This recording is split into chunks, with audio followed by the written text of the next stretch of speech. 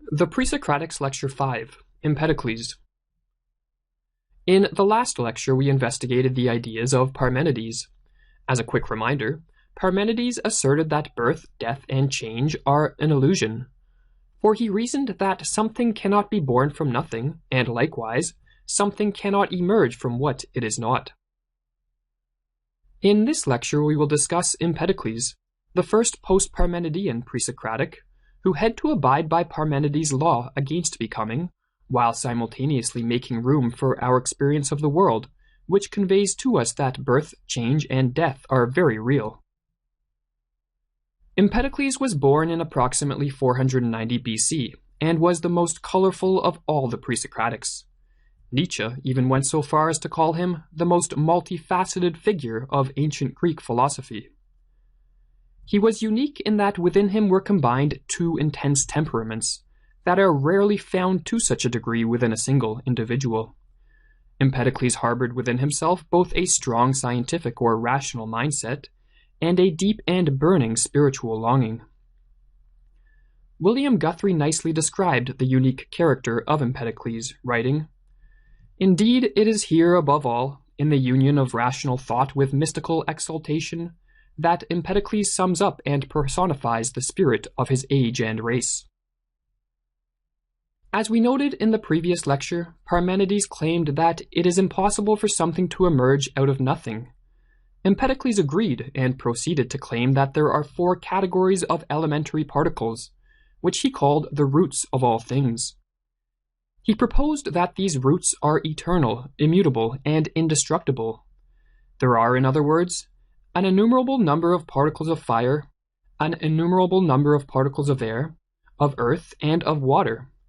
These particles were not born and will not die, but have always existed and will always exist.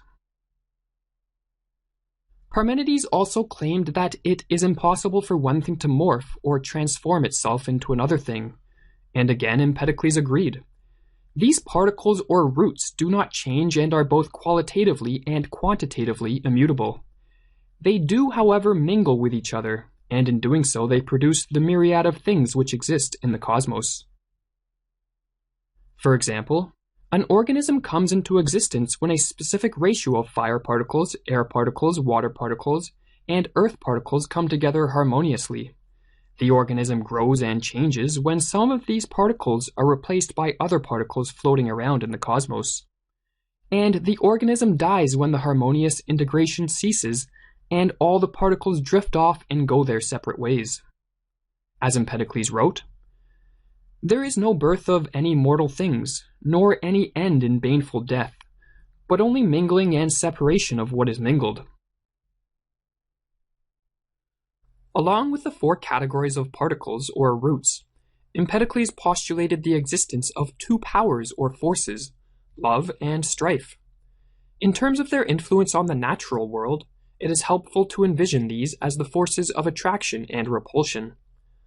Love is the force or power of attraction, and when it exerts its influence, it causes the different roots to come together and mingle harmoniously. Strife, on the other hand, is the power or force of repulsion, and when it exerts its influence, the different roots are repelled from each other and seek their own kind. The birth, growth, change, and dissolution of all things in this cosmos is guided by the influence which these two forces, love and strife, have on the four roots of all things. Utilizing the word anger as a substitute for the force of strife, Empedocles describes how this is so. "In anger all are diverse and sundered, but in love they come together and are desired of each other. For out of these are born whatever was and is and will be. Trees, man, woman, beasts, birds, and water-feeding fishes, yea, and long-lived gods highest in honors." The powers of love and strife are engaged in an eternal battle. This battle proceeds in a predictable or mechanical manner, and hence the universe passes through a series of cyclical stages. The first stage is the rule of love, and it is in this stage that the power of love is wholly dominant, and strife is banished to the outer confines of the cosmos, impotent in its attempt to influence the roots. Solely influenced by the power of love, all the elementary particles or roots are mingled or fused together in a unity. This unity Empedocles envisioned as a sphere, and he thought that under the rule of love the cosmos was in its most divine state. However, in the divine sphere of love, where all the roots are fused together, nothing really happens and no things exist. It is only in the beginning of the second stage, when strife begins to influence the elements, that the sphere is disrupted and things begin to happen. For one by one, all the limbs of the god quiver, wrote Empedocles, referring to the movement initiated in the sphere. Under the influence of strife, the roots begin to separate, and in the process commence the creation of a cosmos composed of different things. It is in this cosmic stage, where strife is advancing but love still influential, that Empedocles thought we lived. The battle between the forces of love and strife can be observed in the phenomena of this world. The repulsive power of strife has separated many of the roots, causing them to seek their own kind. Bodies of water, the atmosphere of air, and the masses of earth conglomerated together are the work of strife which caused the roots to seek their own kind. However, the variety of living creatures which call this world home are evidence that love is still present, exerting an attractive force in causing the four different roots to mingle and combine with each other. Each living creature, thought Empedocles, is constituted by a specific ratio of the four different roots, and hence is a harmonious entity that exists through the power of love. In the future, the third cosmic stage will reign, and strife will rule without any opposition from love, which will be rendered impotent, banished to the outer confines of the cosmos just as strife once was. In this cosmos where strife reigns supreme, all the roots will be completely segregated. Earth particles will mingle with earth, water with water, fire with fire, and air with air. Being a cyclic process, after a period of time where strife rules without any opposition, love will make its way back into the fold, attracting the segregated elements to one another. In this stage, when love and strife are again battling with one another, another cosmos like our own will be produced. The process comes full circle when love again rules supreme, starting the eternal cycle all over again. This cosmic cycle, Empedocles proposed, will continue for all eternity. In the above description, we showed how, according to Empedocles, a world like our own, where there exists a myriad of living creatures, is created either in stage 2 or stage 4 of the cosmic cycle, that is, either during the advance of love or the advance of strife. If this is so, why did Empedocles believe that the cosmos we live in was in the stage of advancing strife? The answer to this question can be found through the understanding that along with conceiving love and strife as exerting an influence on the natural elements of the cosmos, Empedocles also conceived the forces of love and strife as exerting a moral or psychological influence, compelling individuals to behave virtuously or destructively. As Aristotle explained, "For if one follows up and comprehends the statements of Empedocles, in accord with their true meaning and not with his obscure language, he will find that love is truly the cause of good and strife the cause of evil." Empedocles thought that our world was in the stage of advancing strife instead of advancing love, because he was appalled at the atrocities and horrific acts which permeated the human world, and concluded that evil, or strife, was gaining ground and would soon dominate the minds and intentions of all creatures. The world, he wrote, is and is increasingly becoming, as strife advances, a roofed-in cave, a joyless place where murder and anger and tribes of other spirits of death, and parching diseases and wastings, and the works of flux wander in darkness over the meadow of doom.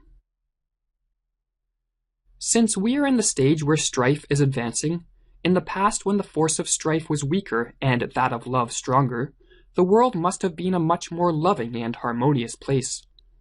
Indeed, Empedocles asserted that in the past, under the greater influence of love, human beings and other creatures lived in a sort of golden age, where nature was bountiful, life was easy, and mankind lived harmoniously, happily, and peacefully.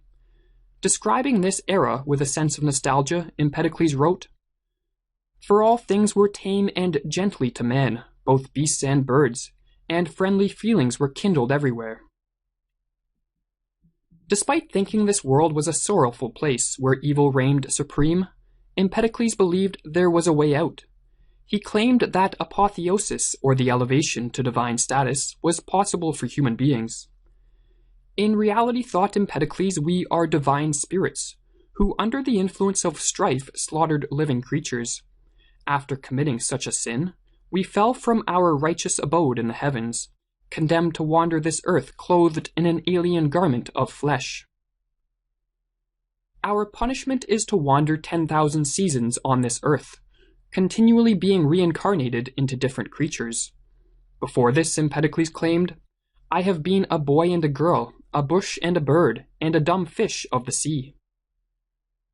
Empedocles thought he remembered the moment his spirit was punished and saw this earth for the first time, stating, "I wept and wailed when I saw the unaccustomed place."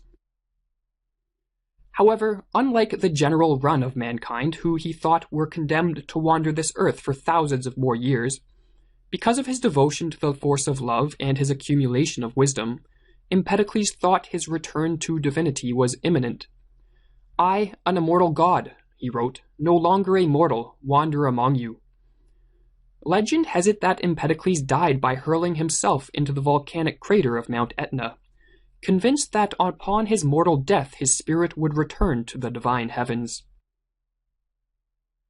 To conclude, we must briefly discuss Empedocles' beliefs regarding the origin and development of life, for astonishingly they represent, at least superficially, a primitive form of the modern theory of evolution.